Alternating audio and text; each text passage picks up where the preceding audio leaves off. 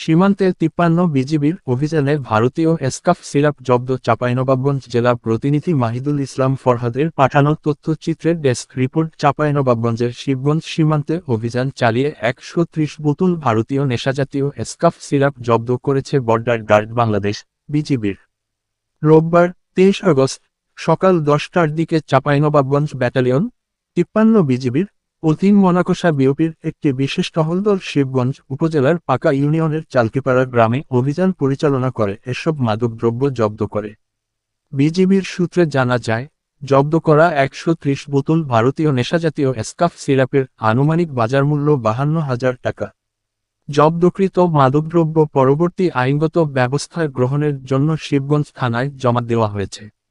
৫৩ বিজিবির জানায়, চলতি আগস্ট মাসে বিভিন্ন অভিযানে ভারতীয় ৫২২ বোতল নেশাজাতীয় স্কাফ সিরাপ এবং ১১৫ বোতল নেশাজাতীয় ফেয়ারডিল সিরাপ জব্দ করা হয়েছে।